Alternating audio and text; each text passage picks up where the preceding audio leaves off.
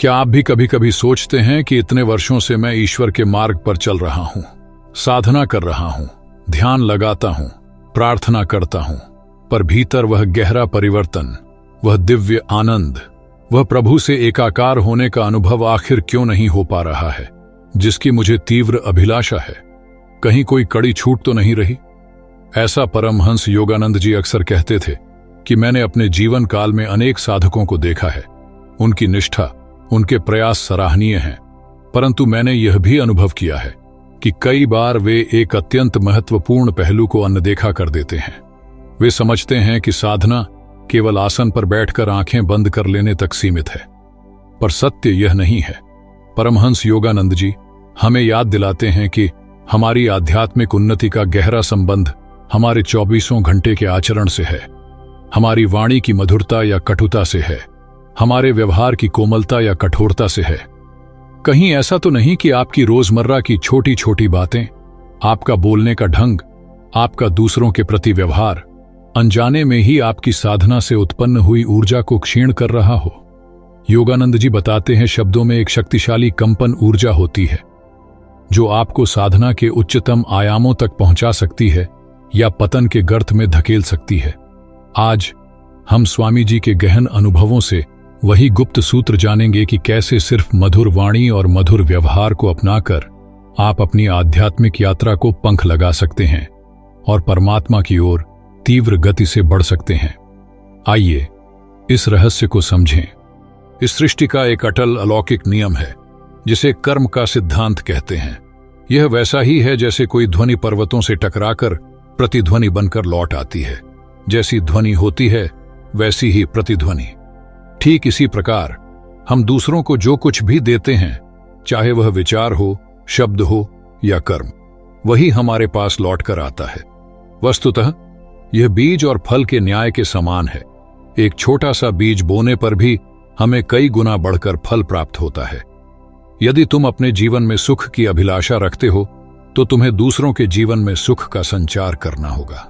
यदि तुम मान सम्मान चाहते हो तो तुम्हें औरों को आदर और मान देना सीखना होगा। यदि अपना हित चाहते हो तो दूसरों का हितैषी बनना होगा। और यदि दुर्भाग्यवश तुम किसी की बुराई का बीज बोते हो तो तुम्हें भी उसकी कड़वी फसल काटने को मिलेगी। यह प्रकृति का, परमात्मा का विधान है। जैसा बीज बोओगे वैसा ही फल पाओगे। इस सत्य को अपने हृदय में गहराई से अंकित कर लो। परमहंस योगानंद जी कहते हैं, तुम्हें यह समझना होगा कि तुम्हारी वाणी में कितनी अद्भुत शक्ति निहित है। जब तुम मीठी और हितकारी वाणी बोलते हो तो तुम केवल शब्द नहीं कह रहे होते, बल्कि तुम दूसरों को आनंद, शांति और प्रेम का अमूल्य दान दे रहे होते हो। और जैसे चुंबक लोहे को खींचता है, वैसे ही तुम्हारी यह मधुर वाणी स्वयं तुम्हारे जीवन में आनंद, शांति और प्रेम को आकर्षित करती है। यह तुम्हारे भीतर सद्गुणों का पोषण करती है, जैसे जल किसी पौधे को सींचता है। इससे तुम्हारे मन को एक पवित्र शक्ति मिलती है और तुम्हारी बुद्धि निर्मल, स्वच्छ और प्रकाशमान हो जाती है।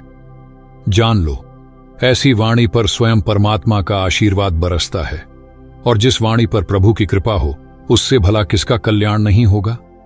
ऐसी वाणी से तुम्हारा अपना, दूसरों का और इस समस्त जगत का मंगल होता है। यही वाणी सत्य की रक्षा करती है और उसी में सत्य की वास्तविक शोभा प्रकट होती है। परमहंस योगानंद जी कहते हैं, अपनी जिह्वा पर सदैव संयम रखो। अपने मुख से ऐसा कोई भी शब्द कभी मत निकालो जो किसी के हृदय को चोट पहुंचाए, किसी का दिल दुखाए या किसी का अहित करे। यह समझ लो कि कड़वी और अहितकारी वाणी सत्य की रक्षा नहीं कर सकती। यदि उसमें सत्य का कोई अंश हो भी तो वह इतना विकृत और भयानक हो जाता है कि कोई उसे स्वीकार नहीं कर पाता। जिसकी वाणी मैली है उसका मन भी निश्चय ही मैला होता है। कटु वचन तो विष के समान है।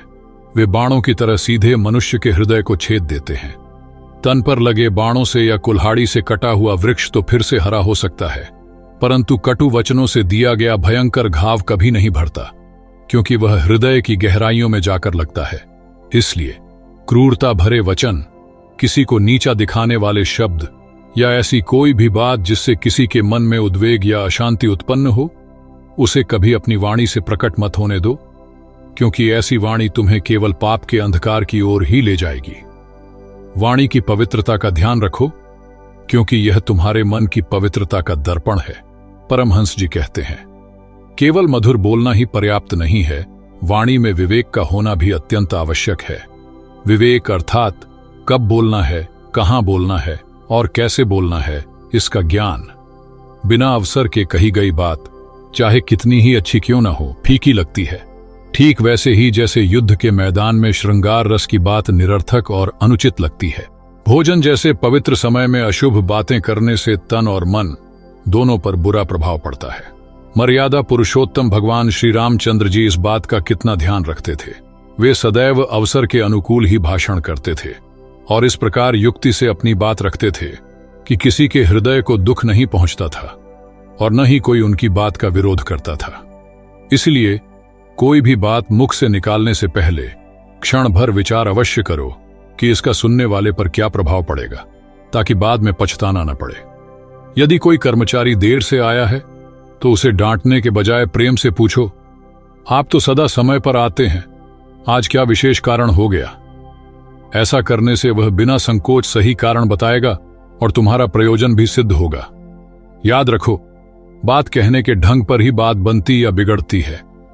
जिनकी वाणी में विनय और विवेक होता है वे थोड़े ही शब्दों में अपने हृदय के भाव प्रकट कर देते हैं और ऐसी कोई बात नहीं कहते जिससे किसी को ठेस पहुंचे। अपने कुटुंब परिवार में जब तुम किसी से बात करते हो तो यह सदैव स्मरण रखो कि तुम किसी जड़ मशीन, किसी लोहे के पुतले या रोबोट से नहीं, बल्कि एक जीते जागते मनुष्य से बात कर रहे हो। उसके पास भी तुम्हारी ही तरह एक हृदय है और प्रत्येक हृदय को स्नेह, सहानुभूति, प्रेम और आदर की गहरी आवश्यकता होती है। अतः तुम्हारा व्यवहार ऐसा होना चाहिए जो इन आवश्यकताओं की पूर्ति करे। अपने से बड़ों के प्रति विनय और आदर रखो, अपने बराबर वालों के साथ प्रेमपूर्ण व्यवहार करो और अपने से छोटों के प्रति दया तथा गहरी सहानुभूति रखो। ऐसा संतुलित और प्रेमपूर्ण व्यवहार तुम्हारे पारिवारिक व आध्यात्मिक जीवन में जादुई असर डालेगा। किसी का धन छीन लेना या मकान गिरा देना उतना बड़ा अपराध नहीं है जितना किसी के हृदय को तोड़ देना, क्योंकि उस हृदय में स्वयं परमात्मा निवास करता है। आपसी स्नेह को सदा याद रखो। यदि पति को भोजन पसंद न आए तो कटु आलोचना करने के बजाय यदि पत्नी स्नेह से कहे कि कल से और ध्यान रखूंगी, तो विवाद उत्पन्न ही नहीं होगा और अन्न का अनादर भी नहीं होगा। इसी प्रकार यदि पिता अपने पुत्र को परीक्षा में कम अंक आने पर नालायक कहने के स्थान पर प्रेम से प्रोत्साहित करे कि बेटा थोड़ी और मेहनत करो, थोड़ा ध्यान करो, तुम निश्चय ही सफल होगे, तो बच्चे का उत्साह बढ़ेगा, पिता के प्रति आदर बना रहेगा और वह भविष्य में अधिक प्रयास करेगा। परिवार में स्नेह और सम्मान की भाषा का प्रयोग करने से ही आपसी सौहार्द बना रहता है और वैमनस्य की कोई गुंजाइश नहीं रहती। जिस प्रकार घर में स्नेह आवश्यक है, उसी प्रकार तुम्हारे कार्य क्षेत्र में, तुम्हारे व्यवसाय में या किसी भी सामाजिक कार्य में मधुरता और सहानुभूति सफलता की कुंजी है। कल्पना करो एक दुकानदार की, जिसके पास कोई ग्राहक असंतुष्ट होकर सामान लौटाने आता है। यदि दुकानदार क्रोधित होकर तीखा व्यवहार करेगा तो वह ग्राहक सदा के लिए टूट जाएगा। परंतु यदि वह स्नेह और सहानुभूति से कहे, कोई बात नहीं, यदि यह पसंद नहीं आया तो मैं आपको और वस्तुएं दिखाता हूं, शायद कोई आपको भा जाए, तो वह ग्राहक न केवल संतुष्ट होगा बल्कि सदा के लिए उसका पक्का ग्राहक बन जाएगा। इसी प्रकार अपने अधीन काम करने वालों से, अपने सेवकों से आदेशात्मक स्वर में यह कहने के बजाय कि तुम्हें यह करना ही पड़ेगा, यदि तुम विनम्रता से पूछो, क्या तुम कृपा करके यह काम कर दोगे, तो वह व्यक्ति उस कार्य को बोझ समझकर विवश होकर नहीं बल्कि उत्साह और प्रसन्नता से करेगा और कार्य भी उत्तम होगा। कहने के ढंग में थोड़ा सा परिवर्तन कार्य की गुणवत्ता पर बहुत प्रभाव डालता है। बातचीत में सदा दूसरों को महत्व दो, न कि अपने आप को। सफल नेतृत्व वही है जहां अहंकार का प्रदर्शन न हो। एक अच्छा नायक अपनी टीम की गलतियों की जिम्मेदारी स्वयं लेता है और सफलता का श्रेय दूसरों को देता है। वह अपने साथियों की व्यक्तिगत समस्याओं के प्रति सहानुभूति रखता है, अच्छे काम की प्रशंसा करता है और जहां कमी हो वहां मार्गदर्शन करता है। जहां मैत्री और अपनेपन का भाव होता है, जहां सब मिलकर एकजुट होकर काम करते हैं, वहीं दक्षता आती है और विजय प्राप्त होती है। जहां आपसी मेलजोल और समन्वय का अभाव है, वहां अच्छे साधन होते हुए भी असफलता ही हाथ लगती है। अतः अपने कार्य क्षेत्र में मधुर वाणी और सहानुभूतिपूर्ण व्यवहार को अपनाओ। यही तुम्हारी भौतिक सफलता और आध्यात्मिक उन्नति का मार्ग प्रशस्त करेगा। स्वामी जी आगे कहते हैं, क्या तुमने कभी सोचा है कि कुछ लोगों की बातों को दूसरे सहजता से मान लेते हैं, जबकि कुछ अन्य लोगों को सदा प्रतिरोध का सामना करना पड़ता है? इसका रहस्य उनके चित्त की अवस्था में छिपा है। दूसरों से मिलजुल कर काम लेने की कला, उन्हें प्रेरित करने की क्षमता उन्हीं लोगों में सहज रूप से पाई जाती है जो स्वयं भीतर से प्रसन्न चित्त रहते हैं, जिनके हृदय में शांति का वास होता है। और यह आंतरिक प्रसन्नता कहां से आती है? यह आती है नियमित ध्यान के अभ्यास से, परमात्मा के स्मरण से और संतों महापुरुषों के सत्संग से। जो स्वयं शांत और प्रसन्न हैं, उनके कहे अनुसार दूसरे लोग भी प्रसन्नतापूर्वक कार्य करते हैं। इसके विपरीत कुछ लोगों के स्वभाव में सदा एक उद्विग्नता, एक बेचैनी भरी रहती है, मानो उन्होंने जीवन में कभी मिश्री का स्वाद चखा ही न हो, केवल खट्टी इमली ही खाई हो। ऐसे अशांत चित्त वाले व्यक्ति जब किसी को कोई कार्य करने के लिए कहते हैं तो सुनने वाले के हृदय में स्वतः ही एक प्रतिकूल प्रतिक्रिया उत्पन्न होती है। इससे न तो कार्य करने वाला प्रसन्न मन से उसमें भाग लेता है, न ही अपनी पूरी जिम्मेदारी स्वीकार करता है। कहने वाले की अपनी जीवन शक्ति भी इस नकारात्मकता से क्षीण होती है और कार्य भी बिगड़ जाता है। अतः यदि तुम चाहते हो कि तुम्हारे कार्य सफल हों और तुम्हारे संबंध मधुर बने, तो पहले अपने चित्त को शांत और प्रसन्न बनाना सीखो। शांत और प्रसन्न मन से कही गई बात ही दूसरों को प्रेरित करती है और कार्य को सफलतापूर्वक संपन्न कराती है। जान लो, दूसरों से व्यवहार करने का यही एकमात्र सही ढंग है। इसके विपरीत अशांति और उद्वेग से उत्पन्न सारे ढंग गलत हैं। परमहंस योगानंद जी कहते हैं, अपने मन से यह भ्रामक विचार निकाल दो कि बिना डांट टपट के, बिना डराने धमकाने या कठोरता के तुम्हारे अपने, तुम्हारे बच्चे या तुम्हारे साथी बिगड़ जाएंगे। सत्य तो इसके ठीक विपरीत है। भय, डांट और छल कपट से तुम उन्हें अपना नहीं बनाते, बल्कि सदा के लिए पराया बना देते हो, अपने से दूर कर देते हो। यदि तुम वास्तव में किसी को अपना बनाना चाहते हो तो उसका शस्त्र भय नहीं, प्रेम है। प्रेम, सहानुभूति, सम्मान, मधुर वचन, दूसरों की सतत सहायता करने का भाव और त्याग की भावना, इन्हीं दिव्य गुणों से तुम हर किसी को सदा के लिए अपना बना सकते हो। जब तुम्हारा व्यवहार ऐसा होगा तो लोग तुम्हारे लिए बड़े से बड़ा त्याग करने को भी तत्पर हो जाएंगे। तुम्हारी लोकप्रियता केवल मौखिक नहीं रहेगी, बल्कि लोगों के हृदय में तुम्हारे लिए एक अत्यंत मधुर और प्रिय स्थान सुरक्षित हो जाएगा। इससे तुम स्वयं भी परम सुखी होगे और तुम्हारे संपर्क में आने वाले प्रत्येक व्यक्ति को भी सुख शांति का अनुभव होगा। संसार में सबके साथ सहानुभूति और नम्रता से युक्त मित्रता का व्यवहार करो। याद रखो, अनेकों लोग ऐसे हैं जिनकी कठिनाइयां और कष्ट तुम्हारी कल्पना से कहीं अधिक हैं। इस बात को समझकर किसी के भी प्रति अनादर या द्वेष का भाव न रखकर विशेष प्रेम का व्यवहार करो। यदि कोई तुमसे बुरा बर्ताव करे तो भी तुम उसके साथ अच्छा बर्ताव करो और ऐसा करके अभिमान मत करो। दूसरों की भलाई में तुम जितना अपने अहंकार और स्वार्थ को भूलोगे, उतना ही तुम्हारा आध्यात्मिक हित सधेगा। जगत से जैसा व्यवहार करोगे वैसा ही पाओगे। अतः सबको प्रेम और सम्मान दो और भय तथा कठोरता का सर्वथा त्याग कर दो। स्वामी जी आगे कहते हैं, अपनी दृष्टि को बदलो, सबको प्रेम की मधुरता और सहानुभूति भरी आंखों से देखना सीखो।